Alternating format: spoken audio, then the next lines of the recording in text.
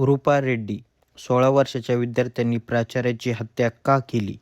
हा थरार ऐकून पोलीसही हादरले. नागार्जुन ग्रामर कॉन्सेप्ट स्कूल या शाळेच्या प्राचार्य रूपा रेड्डी मॅडम आणि 11 ऑगस्ट 2026 रोजी घडलेली एक अशी घटना जिने संपूर्ण तेलंगणा हादरावून सोडलं. शाळेच्या प्राचार्यांची त्यांच्या राहत्या घरात निर्घृण हत्या करण्यात आली.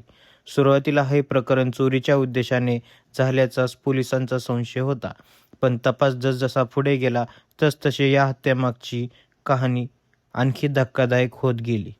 कारण या प्रकरणात बाहेरचे गुन्हेगार नाही, तर त्याच शाळेतील शिकणाऱ्या 10वीच्या 2 अल्पवयीन विद्यार्थ्यांचा सहभाग असल्याचं पोलिसांच्या तपासात समोर आलं. पोलिसांच्या माहितीनुसार दोन्ही विद्यार्थी प्राचार्य रूपा रेड्डी यांना ओळखत होते. यापूर्वी शाळेत पैशाच्या आणि गैरवर्तनाच्या प्रकरणावरून त्यांना रूपा रेड्डी यांनी समज दिली होती. त्यानंतर विद्यार्थ्यांच्या मनात त्यांच्याविषयी राग निर्माण झाला. याच काळात विद्यार्थ्यांना पैशाची गरज होती. प्राचार्याकडे शाळेच्या फीचे पैसे असतात असा त्यांचा अंदाज होता. त्यामुळे घरात चोरी करण्याचा प्लॅन आखण्यात आला. हत्येच्या आधी त्यांनी रूपा रेड्डी यांच्या घराची पाहणी केल्याचेही तपासात समोर आले. 11 ऑगस्टच्या संध्याकाळी त्या शाळेतून घरी गेल्यानंतर आरोपी विद्यार्थी त्यांच्या घराजवळ पोहोचले. चेहरा ओळखू येऊ नये यासाठी त्यांनी कपडे आणि हातमोज्यांची तयारी सुद्धा केली होती. यानंतर घरात प्रवेश करून रूपा रेड्डी यांच्यावर चाकूने हल्ला करण्यात आला. त्यांच्या शरीरावर तब्बल 27 वार झाल्याची माहिती समोर आली आहे. मात्र या संपूर्ण प्रकरणात पोलिसांना सर्वात मोठा धागा मिळाला तो एका शब्दातून. रूपा रेड्डी हत्या होण्यापूर्वी आपल्या नातेवाईकांशी फोनवर बोलत होत्या.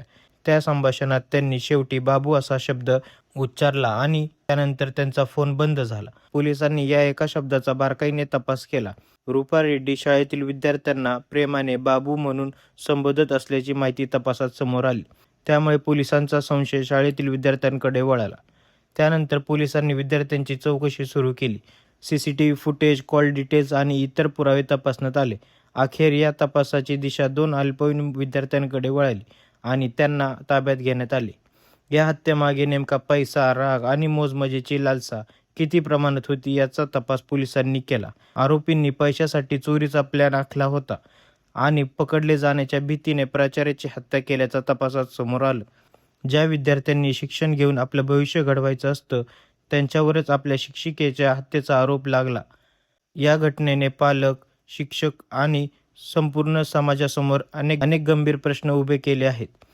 एका प्राचार्याची हत्या झाली, पण त्याहून मोठा प्रश्न हा आहे, अल्पवयीन मुलांच्या मनात एवढी हिंसा आणि पैशाची लालसा निर्माण झाली तरी कशी?